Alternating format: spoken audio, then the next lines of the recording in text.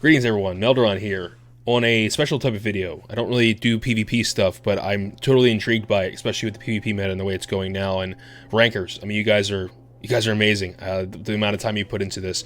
And my guest for this is Atacas, who's been on the channel before, did a warrior deep dive with us, a leveling deep dive, and is currently ranked 12, I believe, right, Atacas?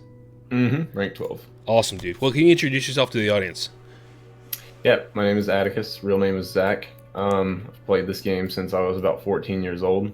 Didn't really get to rank whenever I was younger playing vanilla. I got to like 10, but it was kind of like a passive thing. Didn't really understand the ranking system. So now that Classic WoW is a thing again, I'm using it as the opportunity to finish the unfinished business of my childhood, I guess.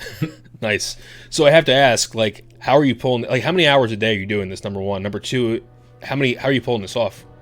Okay, so at least 20 hours a day during 20? the AV meta. Yeah, at least 20. Sometimes 22, it depends. Like during the AV meta, it was a lot different because it was so much more accessible to everyone. So I had to put in more hours. But now with the Warsong Gulch meta, it's a little bit different. So there is a element of skill involved, and there's no bots that can keep up. So you get to sleep a little bit more.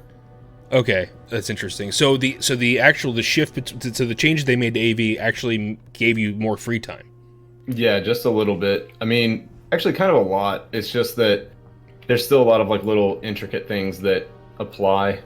Like you have since there's such a skill gap, you can get all of your honor knocked out early in the week if you've got a good team, you know what you're doing. But then, like, even if you were to continue, like, throughout later on in the week, the queue times get longer and the amount of honor you can get becomes less accessible. Gotcha. Like, I still see people trying, like, struggling. Like, on day one, I get, like, 160,000 honor or something.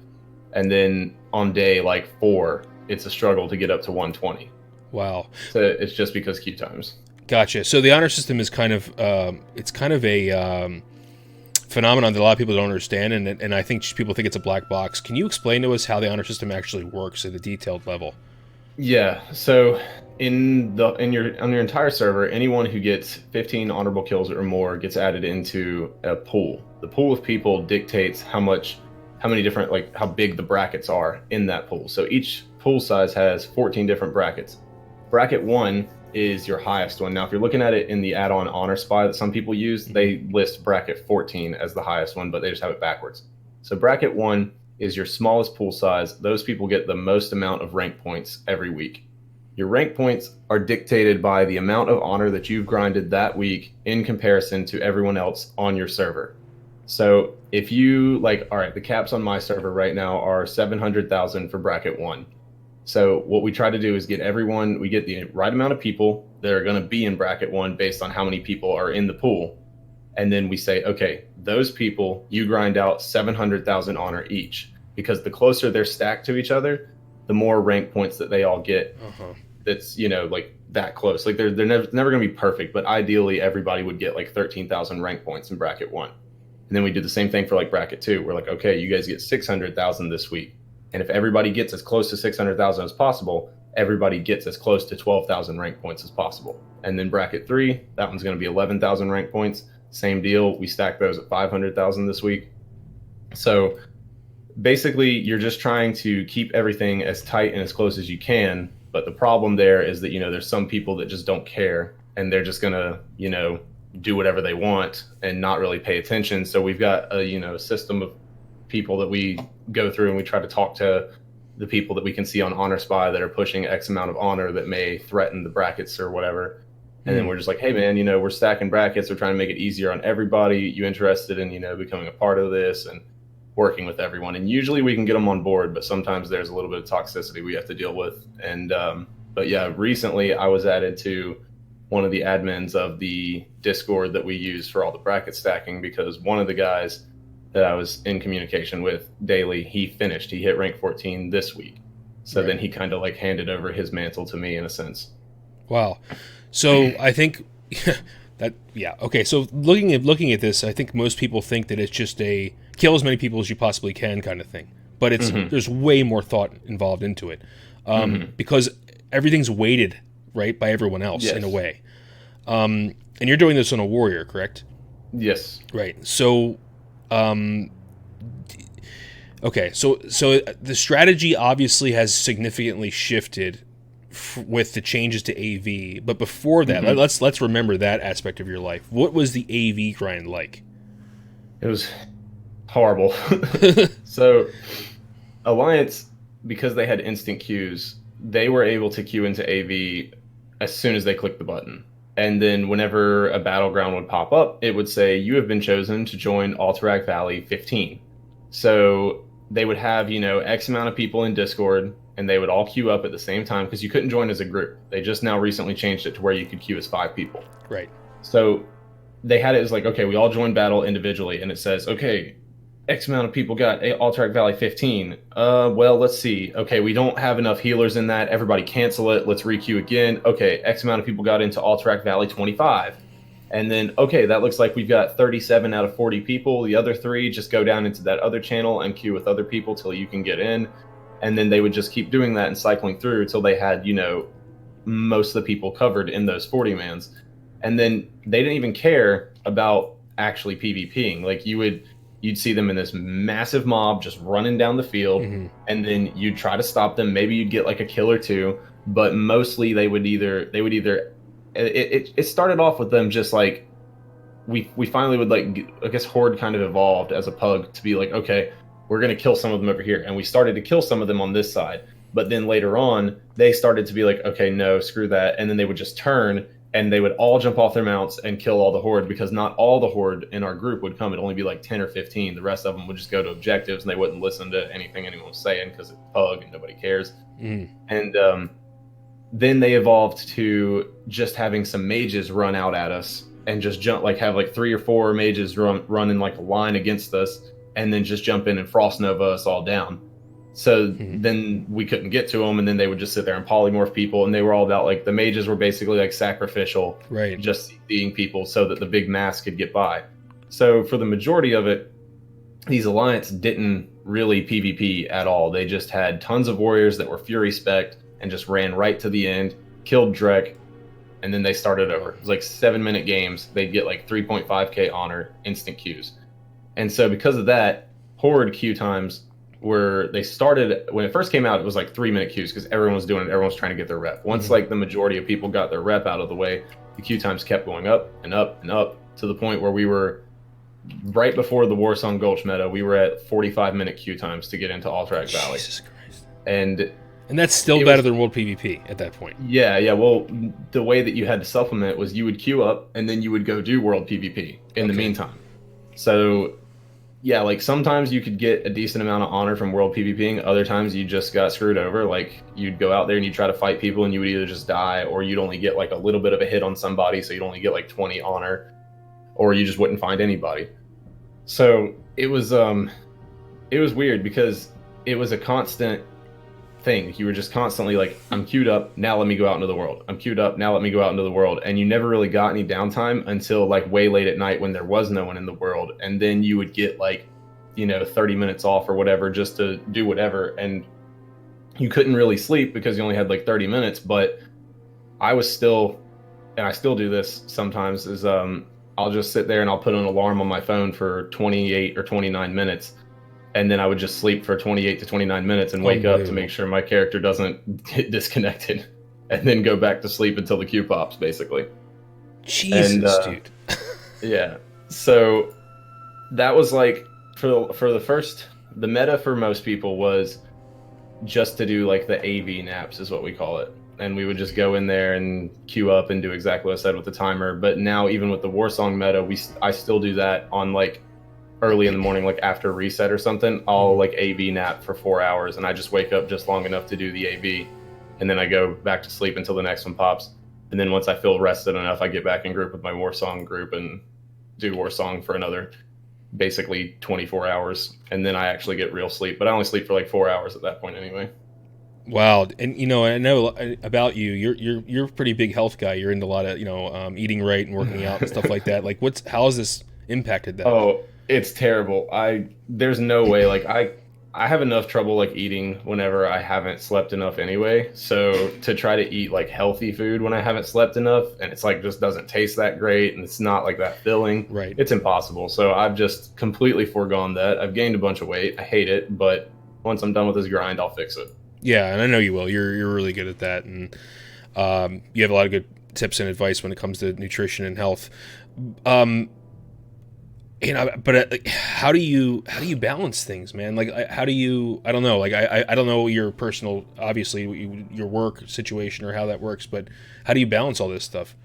So I've been planning for this ever since Classic WoW got announced. Like I started saving up money. Gotcha. The job I have, whenever I got it, I told him I was like, "Hey, just so you know, this is going on, and when the game comes out, I'm taking X amount of time off. When the ranking system comes out, I'm taking X amount of time off." Yeah. And my boss is really, really, really cool. And he was like, "Yeah, it's fine. You know, just let me know when you're ready to come back or whatever." So I've just taken time off work and I've got money saved up and I'm just chilling. But it's still like it's not fun. Like I'd rather be out of the house doing something, but it's just what it is for Yeah. now. And this sounds like a stupid question, but once you get to High Warlord, is that so? That's basically so you've attained that, you've gotten the gear, so no one can ever say you weren't High Warlord because you've gotten that weapon, right? And Exactly. so I guess that's the goal, right? You get there, and then that's it. Because you can't Yeah. really maintain that, right? Can you maintain? No. Okay, okay, right, No, I mean like you can, but like there's no point to. There's no as much as I'm grinding now, I have to do that every single week to maintain it, right. and it's not worth. I don't even think you can actually exceed the rank 14 in classic. I know that like there was the rumor that you could get 15 back in old vanilla, but I didn't see any like anybody's like actual honor bar to see if there was actually any progression once they were ranked 14. But I know Right. that all the honor bars I've seen this week that are ranked 14, there is no progression through it. So it looks like it gets you right up to 14 and then it stops calculating. But I did the like math to figure out if it was actually possible to get to rank 15 if it did exist. And with the current way that like there's only 14 brackets in the bracket pool, it would take you 70 weeks of being the top PvPer on your server to get to 15. But if rank 15 were an actual thing, then there would be 15 bracket slots in the pool. So you would actually be able to get 14,000 rank points per week instead of 13,000. But yeah, Yeah. it's not a thing. So, have you heard the rumor that someone actually passed away? Have you heard that? No, I haven't heard that yet. I heard it down the grapevine. I don't know if it's actually true, but I was watching a video. I think it was Tips's video. He was talking about someone who actually died. I don't know if it was because of ranking, but just make sure I you wouldn't doubt it. make sure you get up out of your chair and move around, man. Get those Oh yeah. the blood flowing. But that's incredible. I think this is the most badass. I mean, people will argue and say, well, it doesn't require a lot of skill, but we'll get into that in a second. But I feel like this is the echelon of like Warcraft. This is it. I mean, like what? I mean, you can say, okay, arenas and TBC, but no, I don't think that. I think this is the most try-hard thing there is in all of World Oh of yeah. Warcraft. There's definitely more skill involved things that you can do down the road. Like arena is by far the most skill involved thing in World of Warcraft that will ever be. There's no question about it. If anybody argues that, then they've never played, arena at a high level. Right. But as far as like time investment goes, this is the most that there will ever be. Like there's no other thing in this game that takes as much time as this, and specifically in the manner that it is, because I didn't talk about this earlier, but with your rank, whenever you like every single week you lose 20% of your rank points. And to put that in perspective, each rank is comprised of a certain amount of rank points. I think it starts at 3, where they start to become 5,000 each from that point out. So it's like 3, it takes 5,000 rank points to get to 4, and then 5,000 to get to 5, and then all the way like that up to 14, but they add on top of each other.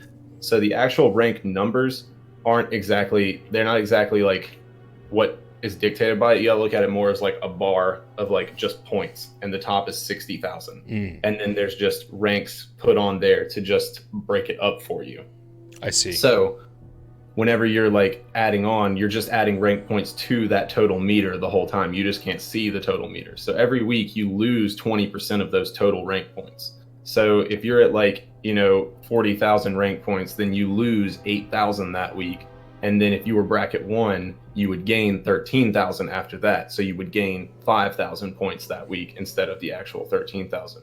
So that's why it starts to get so difficult when you're at rank 13. Like I only have 2 ranks to go, but after this week, if I'm bracket 1 every single week, then I'm 6 or 5 weeks away. So Okay. it's like almost half the grind is spent at the end of it. Wow. So you'd say you're approximately 5 weeks away at this point. Yeah. Okay. It's if I'm bracket 1 every single day from this point out, I'm like, or every single week from this point out, I'm like 600. I'll exceed rank 14 by 600 rank points, which is a good cushion to be on. So how did these guys get it this week? I'm a little confused at that. I mean, it seems like it's almost near impossible. How did that happen? The people who got it this week have been bracket 1 every single week since World PvP released. Okay. And that's the only possible way. So they got a nice jump start, basically. Yeah, basically. Before Battlegrounds came out, which is very hard to do on a lot of servers, especially Scarum, my server. Oh, yeah. On Harad, it was miserable. Like, most servers were Horde dominated. Ours, we have more Horde players, but less active Horde players. Like, so we had more as a total, but just nobody was PvPing. So it was very annoying. Like, and they were just like scared. They would just sit there and just be like, "Oh no, there's 5 Alliance outside of Kargath. I can't move." Or like a rogue would pop up in Kargath and only like 3 people touched him. It's like, what are you guys doing? Like, just attack the person. He will die. I promise. Right. But they were just scared to. I don't get it. Yeah, for ranking itself, I can understand it. Well, PvP is just not the way to go. I mean, obviously, with the server imbalance issues, people can run away. In a battleground, you're set and you're in there, and there's nothing you can really do about it. Why do you think Blizz instituted the AV changes? Was it just because of the Alliance queues, or was it there's more to it, you think? There was way more to it. So, see, okay, like I said, Alliance had the instant queue thing, and they had when you have the ability to make pre-mades, you now have the ability to control the brackets. Because when you're like on the Alliance side, it was like, okay, we're gonna have all of our highest ranking people in this 40-man, right? And now we have our people under them in this 40-man, and so on and so forth. So if you went and like broke the bracket caps, then the person who controls all of those pre-mades is just like, no, you're not allowed to pre-made with us anymore. Have fun pugging. You're never going to be able to get the amount of honor that it takes to cap. So because when you become like organized and set with these things, you're able to push way more honor than someone who's trying to do it by themselves. So that was one aspect that made it good for Alliance. But for Horde, we didn't have pre-mades. We had to pretty much queue for Alterac Valley 24/7, 7 days a week. When Alliance was capping their honor for 3 to 5 days a week. They just spent like the first 3 to 5 days playing, and they were done, and they got 2 to 3 to 4 days off or whatever. And we're sitting there playing 20 hours a day, 7 days a week. Unbelievable. Like, I was lucky to get my honor capped before Sunday and have a day off. Most of the time, I got my honor capped, 8 or 7 hours before reset, and I had like an hour to go to the store to grab food to get ready for next week, and then sleep for 6 hours before I played 24 hours straight again. Jesus Christ, dude, this is amazing. Like, it's literally amazing to me. Like, coming from I did AV till I got my Lady Life Giver, and that was it, right? And then I was done. But hearing this, it's like, it's just such a totally different world for me. Like, I didn't even know that it was this hard. I mean, people say it's hard, right? But you don't really realize how hard it is until you're actually doing it, and how much time is involved. I was kind of in the same boat because, I didn't get to do it the hardcore way back in the day. So whenever I started doing this, my rank was going up pretty quick. When a World PvP first came out and we had the Terran Mill versus South Shore deal going on, I stayed there for hours a day, and I ended up getting like almost rank 4 in the first day, which is almost as high as you can get. I mean, almost rank 4 in the first week, which is almost as high as you can get in the first week.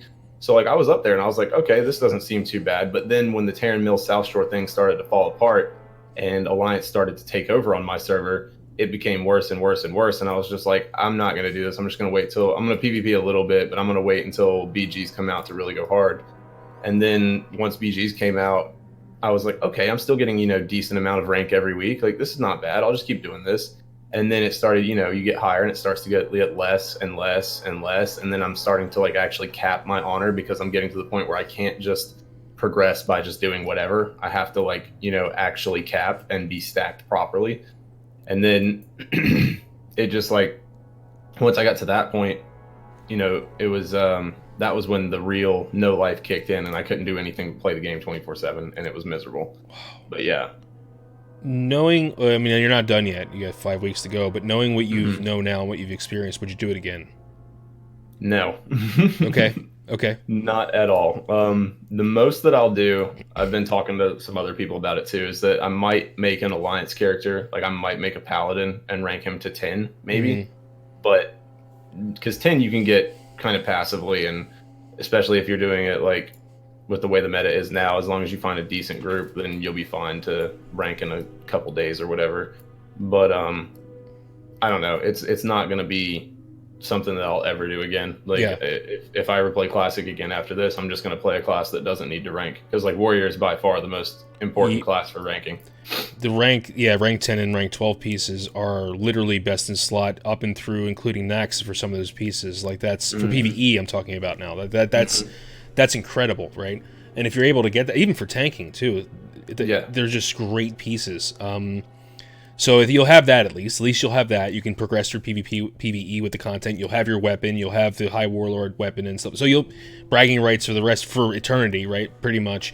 And if we go into TBC and Wrath, it's going to be even more impactful that you got that weapon. So, I mean, has it crossed your mind ever to just say, "Fuck it, I'm done"? Yeah.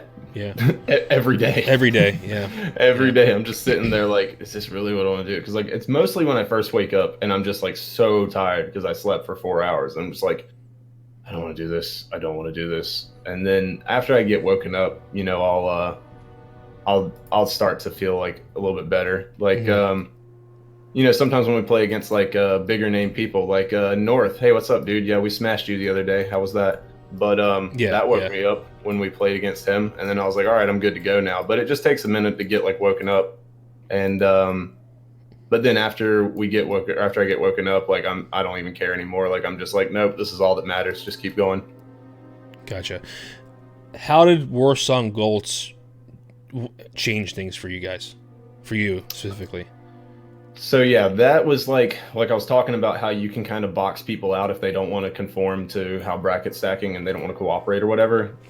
I started up as soon as this thing started. I was immediately like, you know, spamming, like, you know, looking for more for Warsong pre-made, blah blah blah. I got like a few people in my group, and then more and more people were asking to join, and I was like, okay, screw this, I'm making a Discord for it. So I made the Warsong Gulch pre-made Discord for my server, and now I'm running that, and it's got probably close to 1,000 people in it, I think. Wow. But yeah, so now that like that's something that's, you know, instated, and among like the fact that the bracket Discord is run by the biggest guilds on my server, like Storm and Bipolar and stuff like that, we have like a lot of like strong arm behind us. And if anybody wants to, you know, like we've had people already being like, hey, yeah, I'm going for bracket 1 this week, just letting you know.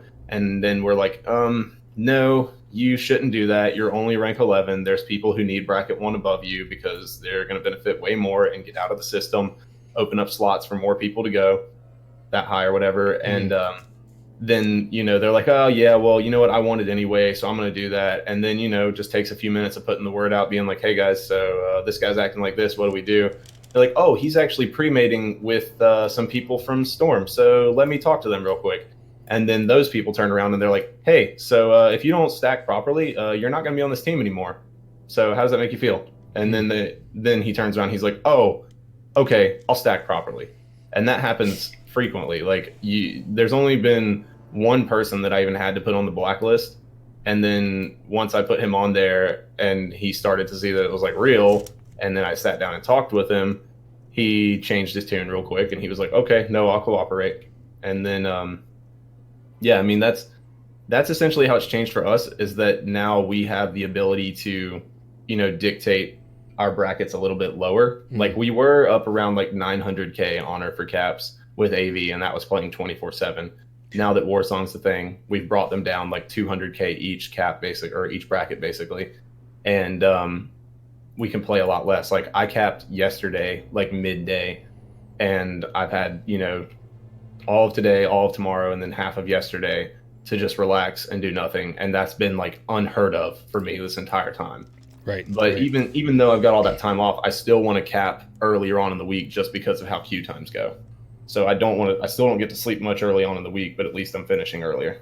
That's good. That's great. Sleep is important, right? I mean, because I'm sure during those AV times you were like seeing things and hearing things, right? Like when you're not sleeping. So bad. Yeah, yeah, dude. Because Like your my brain, entire man. body was hurting. Yeah, I'm sure. So can you explain the difference in strategy between AV and Warsong? So you talking about like just our strategy or like like I mean, battleground strategy as a whole? yeah, battleground strategy as a whole. Yeah, So in AV, it's not okay. Before it's they more made these PVE, right? changes, Basically, AV. yes. Yeah. So there was two different ways that you would do it, and one of them I was on one side, there was people on a different side.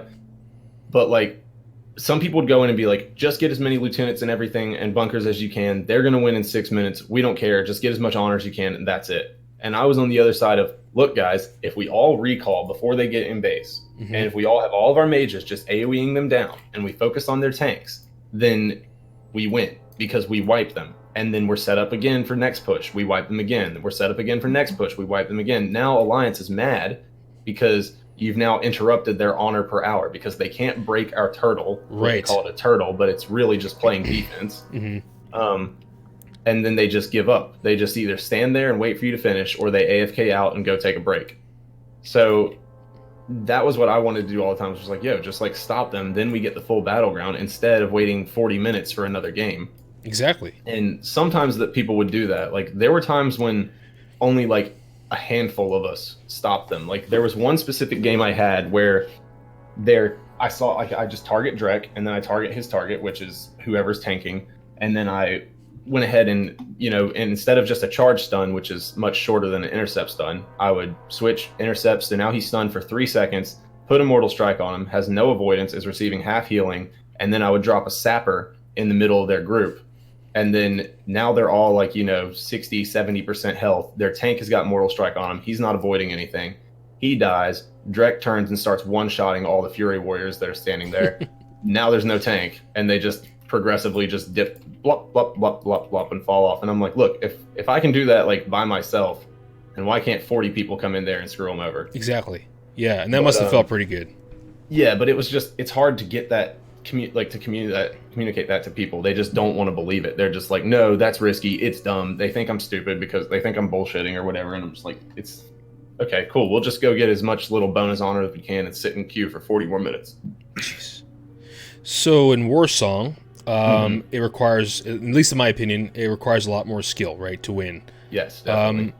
So do you find it refreshing to play actual PvP now?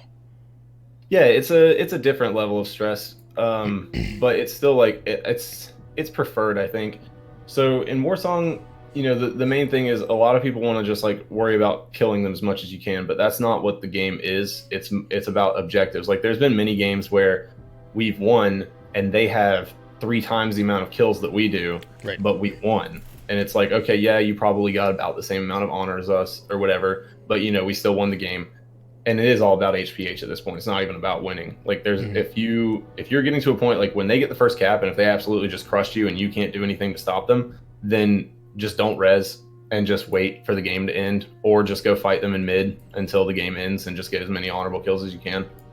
Interesting. But yeah, it's more about playing the objective for sure. Like instead of just like fighting in mid the whole time, it's like, okay, they just picked up our flag. We need to peel off. We need to, okay, the enemy flag or enemy flag carrier is going ramp. Everybody had ramp.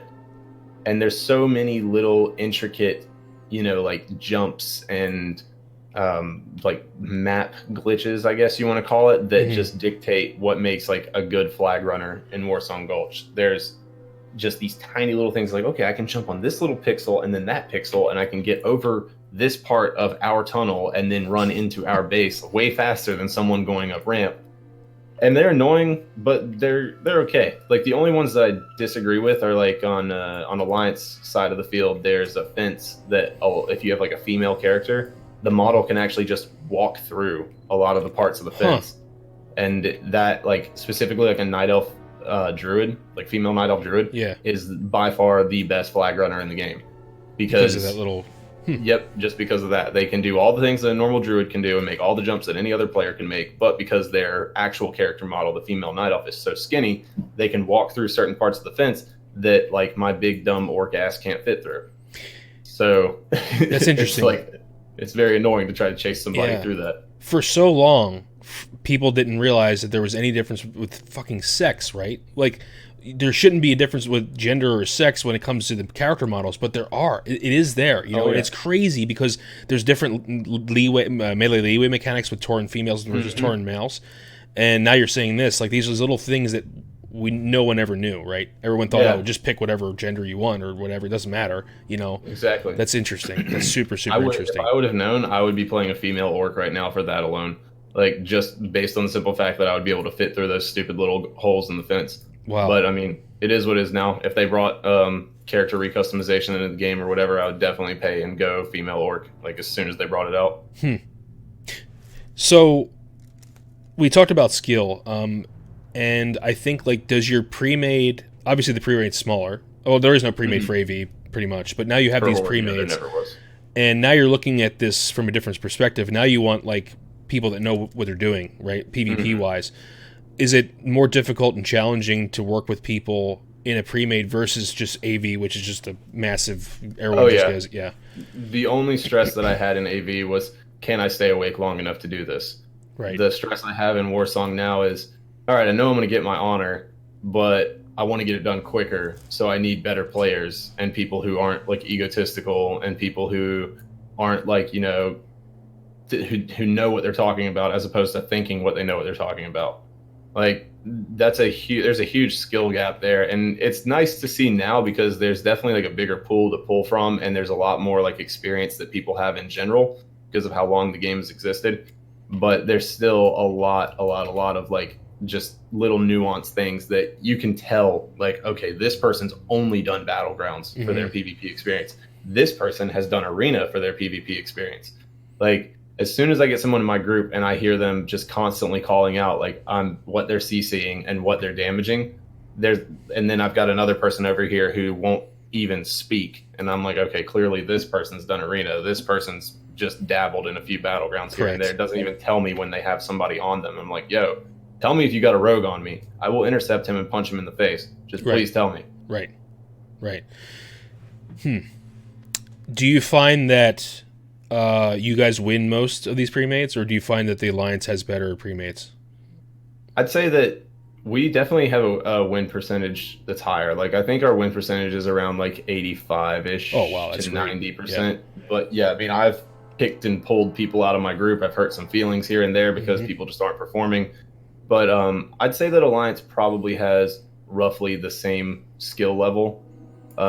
There's definitely some people out there that just blow us out of the water, and that's just, it is what it is. You know, we're not as good as them. What are you going to do about it? Yeah. But there's definitely, like, there's been teams that have been terrible, but we just can't beat them because of two different things. Like, one is they got their gear much faster and better because of the AV system. Like, they got their gear, and we can tell that they suck, but they're getting carried by the extra 1k health that their team has, and overall their team has a total of an extra 10k health. That's a lot to beat through when you've got people who are, you know, still in their blue PvP gear and don't have, you know, as good of weapons to use it or to hit through it. But then, you know, you can tell that's a thing whenever they're not using like any consumables and they're just running in, and it's just like, yeah, I can't beat on a warrior that's got 6,000 health or whatever. But then you turn around, you have people on our side who can beat that with less gear, and it's like, yeah, you guys kind of made us into this by having these pre-mades. You kind of forced Horde to become better as PvPers while you sat there and just PvE'd your way to your gear. So it's interesting to see that, but I hate seeing these people getting carried by their gear, but it won't translate whenever, you know, a bunch of Horde have their gear as well. So yeah, that's going to be a different story. Yeah. So do you think there's credence to the fact that, skill side, do you think that Horde has an advantage in PvP, Shaman versus Paladin, racial versus racial? Oh, that was what I was actually getting ready to say. So okay, Alliance has the, I forgot, I was wondering what I was forgetting, but Alliance has the advantage 10 out of 10 because of Paladin. Paladin is by far the most broken healer in Classic. Like, Shaman, okay, great, I've got Wind Fury, that's cool. But Wind Fury doesn't keep my healer alive for 12 seconds and be untouched for 12 seconds. Like, there's so many exchanges that they win just because you can't touch their healer. And you don't even want to go on Paladin half the time. because they just take so little damage because they're so tanky, and then they just bubble. I mean, they have 3 health bars on top of it, right? Basically, essentially, yeah. So yeah, you want to force the bubble as quick as you can so that you can go to the paladin, but there's this like momentum exchange in a scuffle in Warsong Gulch. So like right out the gate, they have the ability to go straight in on us. They can go to our backline and they can sit on our backline, because if we go to their backline, then either the paladin bops the healer or bubbles himself and spam heals the priest, So we can't do that. Like when we have just, 2 or 3 healers on our backline, whether it's 2 priests and a shaman or a druid, which I don't know why you do that, but a druid, a shaman, a priest, or just 2 priests is just if you're running 2 heals. No matter what, they can't just become immune to stuff for more than 6 seconds with a lip. But on top of that, you've got like, if we go to their backline, like I said, paladin can go bubble for 12 seconds. You get on the priest, he can bubble the priest for 10 seconds. Oh, you got back on the paladin. Well, he can lip for 6 seconds. Oh, that's down. He can lay on hands. Oh, that's down. He can hand of freedom and run away. Like there's all these things that they can do that our healers straight up cannot do. And it ultimately just means, okay, they're on our backline. We just have to kill the people on our backline or CC them. But on top of that, even if we try to CC them, like you still have a paladin that can bubble and cleanse them and then spam heal them. So right. The paladin just dictates a lot of the matches. Like any match that we've gone up against the Alliance that doesn't have paladin, they absolutely stood no chance, and we smashed them. And they're more mana efficient on top of all that too. Yeah, they crit a spell, they get the mana back. Yeah. Cool. That's incredible. So because I think a lot of people, including myself, think that PvP, when it comes to maybe not one-on-one, but when it comes to large-scale PvP, everyone kind of thinks, oh, we have the best racials, we have shaman who are more offensive, blah, blah, blah. But in reality, you're saying that in these large-scale skirmishes or battleground skirmishes, the Alliance does have the upper hand. And I wonder if more people knew that, more people would roll Alliance. Because as you know, most players of Classic WoW are Horde by a long shot. Came out tomorrow, I would go Alliance just to have a paladin healer. Like I would leave all of my friends in my guild behind just to go have a paladin healer in PvP, because that's what I play the game for, is PvP. And if I can, do that better, then I'm going to do that. That's interesting to hear, because it's good to hear those kind of things, because it's so far away from what our expectation. A lot of people watching this expectations are and what they do, and it's like this is it's real deal, man. It's a life. It's part of your life. It's something you want to do and stuff like that. So that's incredible. So what do you think it's going to be like ranking later on in the game? Is it going to be harder or easier? It's getting easier and easier. The only thing that's going to pose a problem is down the road, just as, the guy Atlas Priest, he had to pass off the, his role of the bracket stacking and whatnot to me.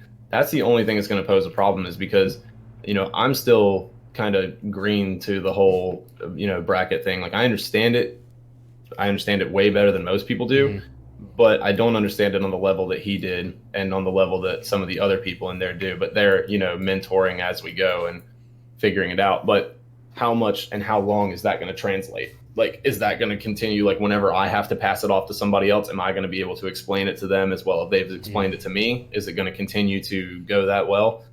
But aside from that, though, like getting your honor and whatnot is going to be way easier as long as you are a decent PvPer and have a group of decent PvPers.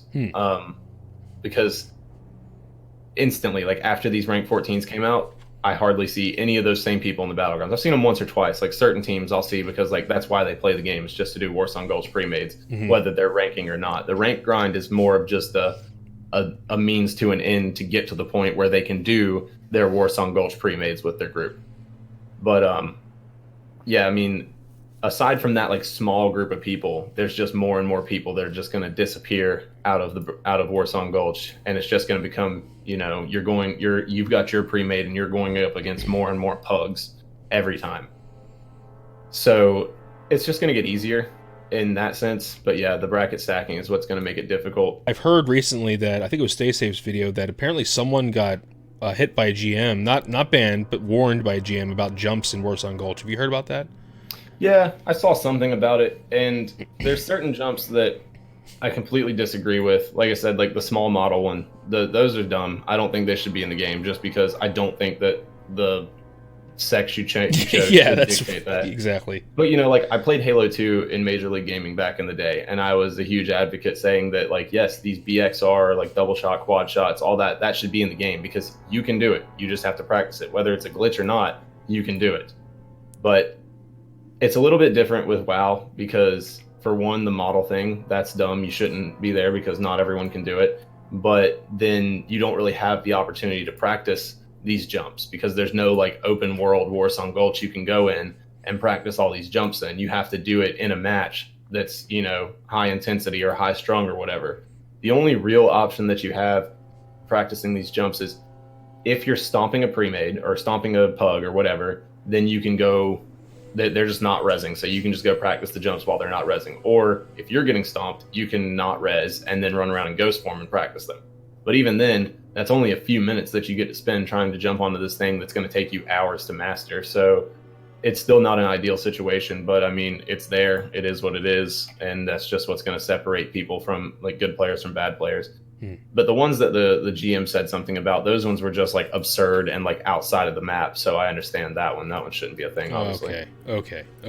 I think people got a little worried there about that, that they wouldn't be able to do jumps and stuff like that. And I'm not sure how prevalent that is. I guess everyone knows how to do it at the high levels. I'm guessing a lot of people do. We, like my group, a lot of us didn't know how to do them perfectly, but we knew where they were. And just from stomping pugs and other groups when they won't res and practicing like that, we've gotten a lot better at them as a whole.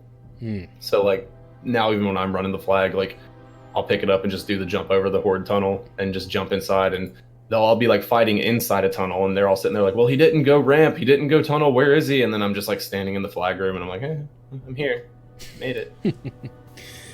Can you explain to us what the optimal Horde Warsong pre-made looks like as far as class composition? So the one that I run, it fluctuates because on our server, and I think on all servers, the class balance is it's awful. It wouldn't be this way if Alterac Valley wasn't the meta to begin with, because anybody and everybody could rank during Alterac Valley. So there is so many warriors. I put up a sign up board in the Warsong Gulch pre-made thing just to show, like, just to see how many like people there were, and there was like 70 warriors signed up and like 5 hunters. It was just a massive difference. Oh my god! So there's just a huge imbalance in classes that are ranking. But you know, if we had the Warsong Gulch pre-mates from before, it would have only been the people who can push the honor, who are a part of the, you know, the right composition. But my composition for mine is we run 2 warriors, 1 Eli Sham, 2 disc priests, a hunter, and then what else do we run? I always forget. And then 2 mages, and then a druid. A rogue? Yes, and a rogue. Okay. Yeah, so there's things you can like fluctuate with there, but I think that that's one of the most balanced comps to have. We have the 2 priests. One of them's a tri-spec, so he has like blackout and mind flay and silence and stuff like that. So he still has the healing capability, but he also has, you know, like a lot of tech and CC ability. And then we have like a traditional healing priest. I can't remember if she's holy or disc. I think she's holy. But then we have, you know, 2 frost mages. That's just immense amount of control. They can potentially pick the flag and get it out of the flag room, pass off to the druid if the druid can't get it for some reason. And then the druid for our flag runner, obviously. 2 warriors for damage and MS bot. And then Ellie Shaman for just straight up delete potential. Like, yeah, it's ridiculous, dude. It is hilarious. Like, I'll be like, oh, there's a rogue on Ellie. All right, switch to the rogue real quick. And then I'm like, all right, MS is up. And then as soon as I say MS is up, my boy Slur is sitting here with a chain lightning queued up. And it's just... Dude, it's 10%. Oh my god, it's so much fun, man. It's so great. I'm telling my friend who's a resto shaman, I'm like, dude, just go Ellie. Like, please, just go Ellie and do some more song. And he's like, no, casting's stupid. And I'm like, no, man, trust me, you'll love it. You can't see it currently, but in the middle of the screen right now, there's a Elemental Shaman PvP montage going on right now as we're talking about this. Yeah. Nice. Yeah. But yeah, so then we have the hunter for, you know, the traps. Like, the traps are huge for whenever they're coming out of tunnel, whenever they're coming down ramp. Just placing a slowing trap down. I can't remember if it's frost or freezing, whichever one it is. But the one that's the big AoE. Yeah. Places that down, and it's just incredibly difficult for them to get over. And then on top of that, like the main reason that hunters are there is for Viper Sting. Viper Sting is so Yeah, it is. absurdly overpowered. Like we get to the, and that's one of the other strategies you use is you never even touch the healers. You just let the hunter Viper Sting them. You kill all the DPS, and then you just leave the healers alive with no mana. So now you never let them reset, never let them get mana, keep them in combat, never let them drink, and they're just running around. They can't do anything. They just sit there, no mana, full health. They're useless. So Wow. that's what the hunter's main job is just to render the healers useless. But then the rogue, he just sits in the flag room and just does everything in the world, like rocket helm, like grenades, saps, blinds, like everything that you could potentially have in a rogue's arsenal. He's using that to stop their flag carrier from getting out, and then whittle them down to the point where when they do get out, they don't have anything else to use other than maybe a FAP, but we just purge it, and then the druid's screwed. Like he has nothing else at that point. But then, sometimes we have like harder comps we have to go up against, and we'll pull the hunter back to be on D with the rogue. But aside from that, yeah, that's everyone has their own little role, but it's Warsong's all about control. It's not about damage. Like I was sword spec when we started it using Obsidian Edge Blade, and then just thinking about it, like realizing the potential of the Unstoppable Force and Mace spec. Like I can sit on a druid and just spam hamstring, and no matter how fast he shifts forms, I'll keep a hamstring on him. Right. And then I'm getting stun procs as well. Sometimes I stun him out of form, and if I see that happen, I'm immediately trying to throw as much damage on him as I can. Yeah. So I just turn into like hamstring spam and MS bot on a flag carrier, and it's very hard for them to get away. The only way they get away is if I get hard CC'd or if they get a FAP off that doesn't get dispelled. I'm assuming you got OEB before Battlegrounds came out, right? Because what time did you have to get MC gear?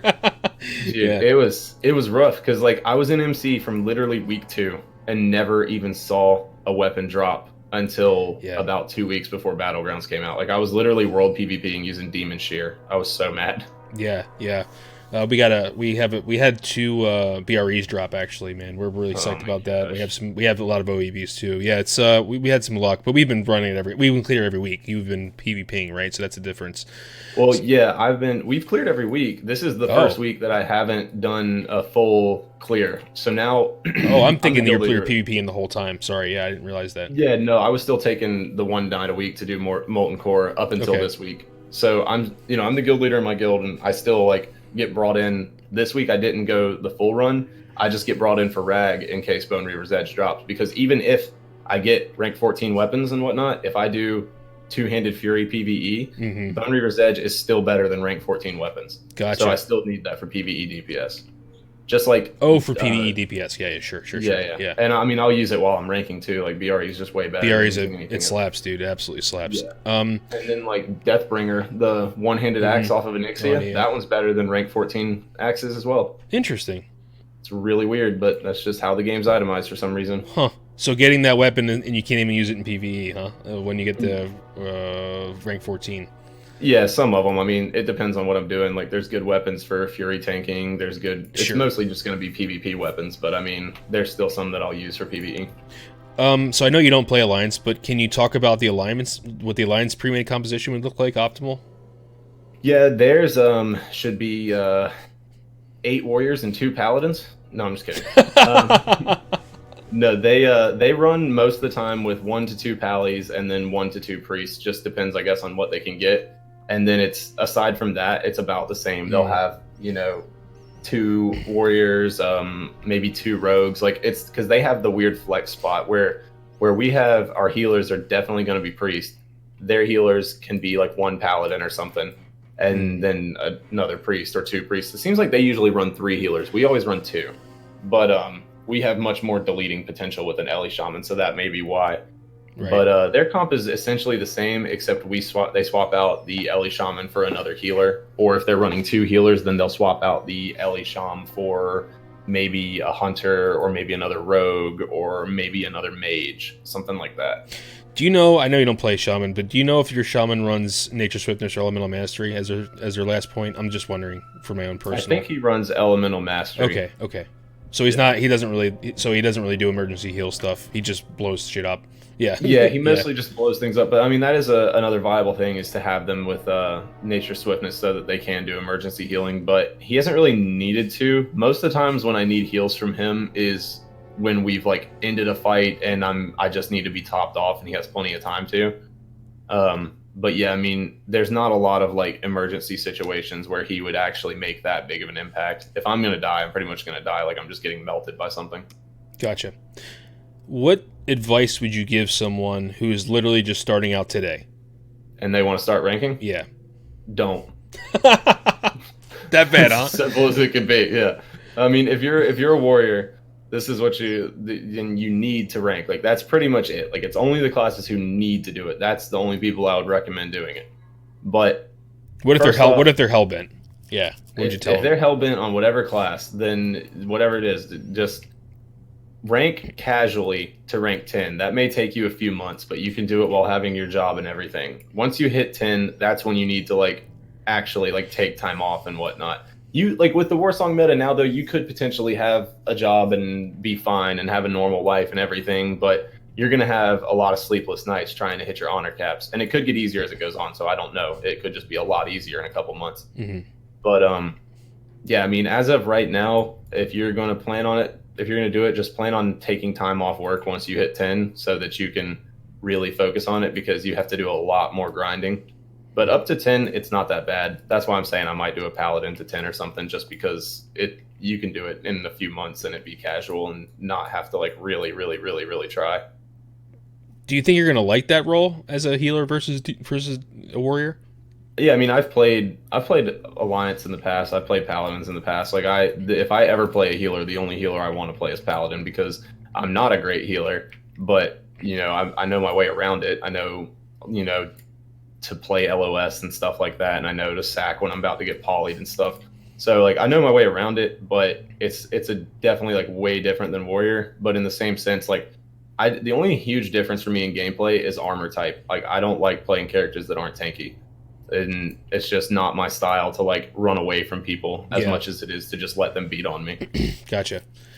What is the most so okay, we know warriors kind of have to rank because of the itemization, but if you could pick any class, or maybe not, so two questions. If you could pick any class to rank, what would it be? And two, what is the best class to rank, you think? So yeah, warrior definitely, because of, you know, itemization and whatnot. As far as like the best class to rank because of just the ability to, like, as far as, okay, so like if Warsong Gulch meta, the best class to rank would probably be Druid or Hunter or a healer. Those seem to be in high demand like crazy. If you can be a good Druid, like if you know the jumps, if you have all your consumes, if you know how to like actually like play Druid and when to shift and when not to shift and stuff like that, then that's probably, you're going to be sought after more than anything. Like people are just going to be hitting you up 24/7. Hey man, need a pre-made? Hey man, need a pre-made? Right. And then kind of the same deal with hunters. A good hunter can make or break a team just because of their ability to stay alive and kite and keep Viper Sting up, have that as their main priority. And then healers, just because, you know, not that many people play healers. So if you're a good healer, you're always going to be wanted on someone's pre-made, and you'll find a core spot for sure. So can you talk about what consumables you use regularly, how important engineering is, and how you're able to farm this stuff being in PvP so much? Oof. So that's the thing. I'm not able to farm them. Gotcha. I prepared so hard for all of this, but the one thing I did not prepare for was the consumables, and especially with AV being the meta and us having no idea if they were going to change it or not. I did have a decent amount of stuff ready to do Warsong and whatnot, but then when AV became the meta, I blew it all and just didn't really worry about saving up gold or anything. So then Warsong came to the meta, I was like, okay, cool. Well, here's all the savings I had to buy all these consumables. Let me jump on my other account and farm stuff while I'm in queue. So I would get like 7 minutes of farming at a time. And, but yeah, so the most consumables used the most are free action potions for sure. That's like, there's just so many applications. Like, and I'm trying to stress to my healers to use free action potions over lips, or limited invulnerability potions, for those who don't know. Limited invulnerability potion makes you immune to all physical damage for 6 seconds. And then free action potion makes you immune to all slows and roots and stuns for 30 seconds. And what I'm trying to express to them is like, look, I get it. You're not immune to all damage, but with us slowing the person and you not being able to be slowed, they can't get to you to do the damage to you. Right. So you should use that because now you have 30 seconds of invulnerability in a sense as opposed to 6. But I don't really use limited invulnerabilities that much. I do use them, but just not as much as I do like free action. And then aside from that, healing potions, those are huge.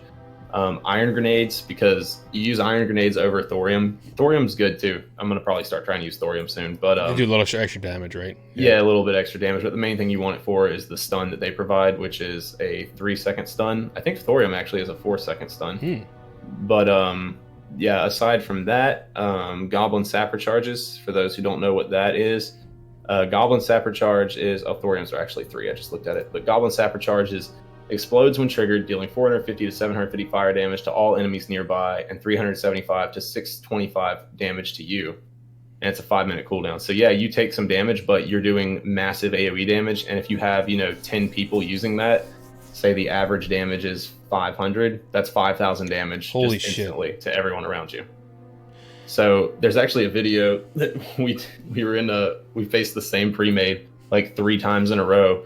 So we laid down as an arrow pointing at the flag in our flag room, and then they all ran in and they like popped their cooldowns to like run the flag real quick and get out, and we're just all laying there, and they stop and they look, and I was like, okay, sapper. And we all stood up and sappered and wiped their entire team. I'll see if I can find the link and give it to Melderon to put at the bottom of the video. Yeah, definitely. I'll put it in the description for sure. Yeah, go ahead. Yeah, aside from that, a lot of little intricate stuff, like with the engineering stuff. Half my bag is engineering stuff. I've got the parachute cloak. I've got Goblin Mortar, Gnomish Netomatic Projector, Mechanical Mithril Dragon, because I'm too broke for the Arcanite one. Let's see, Gnomish Mind Control Cap, Rocket Helm, Cat's Eye Ultra Goggles. I've got 4 sets of Goblin Rocket Boots in my bags, Gnomish Rocket Boots, Ornate Mithril Boots, Shadow Reflector, Frost Reflector, Lincoln's Boomerang, just everything imaginable, because everything has its place. And it's like, that's like what people have always said, is that the classes in Classic lack so much that you have to like supplement with all these little intricate gadgets to make them more viable, especially with a warrior. But I mean, like, it's just crazy. Like, I'm not even like really a good flag running class, but because I'm just tanky, like we'll be sitting there and they'll be like, hey, ramp is clear, they're all in tunnel, don't come tunnel with the flag. And I'm like, hold on a second, I got a FAP, I got Goblin Rocket Boots, I got Nifty Stopwatch, I got Skull of Impending Doom, I'm taking it down tunnel. And then I just throw on my shield and just pop Goblin Rocket Boots, sprinting at like almost 100% increased speed with a FAP up and Berserker Rage, so I can't get feared. Literally the only thing they can do to me is poly me, and they can't do that because my team's standing right there to just dispel me. Yeah. And I just haul ass through their entire team, unstoppable, and just laugh at them while I'm running by. But, I mean, that's just a thing that those gadgets allow me to do that my class would normally not be able to do. That's incredible. So what is your most, I mean, how many trinkets have you gone out and gotten, would you say? What's your trinket loadout look like? You mentioned a few of them, but... Yeah, well, I normally run with Hand of Justice and Insignia of the Horde, and then I swap them out depending, like I have auto queue set up, so once my Insignia goes down, I think the next one I have in my queue, I don't even remember right now because I change it all the time. But yeah, the next one I have in my queue is like the Mechanical Dragon Link, just because it has like an hour cooldown, so it's not like it's always going to be there. Use Barav Peasant Collar. That one's actually hilarious because if you put it on if you put it on a healer that doesn't have any pushback reduction, then it makes it near impossible for them to cast a heal. So that's funny. It's also just extra damage when you're like bursting someone down. They hit for about 40 each hit, and there's 3 of them, so it's like half of an auto per swing, basically. Wow. But yeah, there's a lot of little ones like that. So like Barav Peasant Collar, I think all the ones I named earlier, except that's about it. So cool. Is there anything else you think we kind of maybe it's a tip of your tongue that we haven't covered yet? Because I feel like I'm not the best person to ask questions, so I'm not really an avid PvPer. I think we've covered most of it. I feel like I'm going to think of something as soon as we end it. Of course, that's always how it is. Yeah. So engineering, I guess engineering is a must-have. I mean, you have to have engineering pretty much to excel in PvP. Would you say, and at a competitive level, and rank? Yeah, for sure. I mean, if like there's just and on top of that, like just knowing your class's role, knowing when to pull in, when to get in, when to get out, or whatever. It's it's drastically different. Like people just don't like. I'll watch warriors just run into the back line and just stay there, and I'm like, yo, they all immediately started switching to you. Like, why not just pull out? Because now you're gonna drag somebody back, and you know they're gonna get shit on while you're getting healed and not getting focused anymore. So a lot of it is just like understanding when to go in and when to not, and that it's not all about like meathead killing. It's more about control. And I guess that's like an element that you can't really like be told. You have to learn. You have to try it and see. But a lot of it came from arena as well. Mm-hmm. That's where my knowledge of it came from anyway. Big thing for warriors though, put a freaking weapon chain on or get the disarm immune gloves. I disarmed so many warriors in Warsong that are ranked like 13, and I'm like, yeah, you got your gear from killing Drek. Like, you don't even realize that you need to be immune to disarm. You just got taken out of the fight for 10 seconds. Congratulations. Wow. Yeah, disarm's so powerful. Absolutely. So my last question is that when this is all said and done, how many weeks is this going to have taken you? God, let's see. I started mid-December. So whatever that is. So about 2 weeks before. So mid-December. Yeah, mid-December. And then that was 2 weeks. Last month was like 4, so that's 6. We're like, so 8 plus about 13. About 13. So it's going to be somewhere in March. So from December to March, basically. Wow. Yeah, I think I did it roughly like 3 weeks longer than the fastest. No. It's about 5 weeks longer than the fastest you could possibly do it. Yeah. Yeah, because we just got our first rank 14s. Oh, wait, no, that's right. No, I didn't. No, I didn't start mid-December. I started as soon as, I guess you could say I started as soon as World PvP became a thing, right? Which was, but I just didn't like really start pushing until mid-December. So gotcha. More like 17 weeks, but actually 13ish or whatever. I see. Yeah, because World PvP, like you said, it's really hard to push. Yeah, it was impossible. Like I wasn't part of the big guilds, so they didn't care about letting me come into their groups and do whatever with them. They were just like, I was just like, yeah, I want to do it, and they're just like, okay, leave me alone. And I'm like, oh, okay, cool. So before we end, I just want to, people watching on YouTube, this is also going to be uploaded to Stitcher and stuff like that for podcasting, but so people can see on the screen your YouTube and your Twitch, but can you just remind them and just plug anything, any people, guild, anything you want to plug, man? I don't really have anybody. I don't want to talk to anybody. It's been 3 months since I've spoken to anyone, really. For people who are listening, tell them your links too, because they can't see it. Yeah, so the YouTube, my YouTube is, youtube.com/c/Atacas. Twitch is twitch.tv/Atacas. Anyone who does watch my stuff, I am so terribly sorry that I've been gone for so long, because I haven't put out a video or really streamed consistently at all since I started this. But this is like the first time that I've had time to actually like sleep a full night and get a shower, like since this whole thing started. So once I'm done with this, I'll be back to making content and streaming very regularly. But forgive me for being absent for so long. No, I mean, I think it's understandable, dude. I mean, like, come on, that's. I don't know how these people are streaming their ranking. Like, I guess most of it is the Alliance people who actually get to sleep normal hours. But yeah, not me.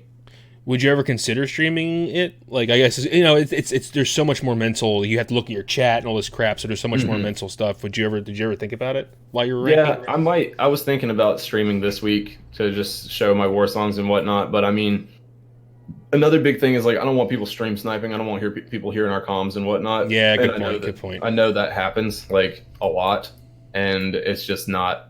I don't know. I don't want to deal with that. But I might try it for a little bit and see what happens, because again, this coming week, like it's probably going to get easier. A lot of the people who are, pushing to the top are about to finish this week. So it's just going to continuously get easier and easier. There's going to be people moving up that get the gear and whatnot, but the people moving up are not as good as the people that are already at the top. Sure. But so who knows? Maybe I'll stream. Yeah. Well, Atticus, I want to thank you for being here, dude, and taking time out to do this is really important. It's really nice that you did that. I know you're really busy, and you obviously have a lot on your plate, but thanks for being here, and get some sleep, dude. Thanks for having me. I'm going to go sleep right now, actually. All right, man. Take it easy. Right. You too.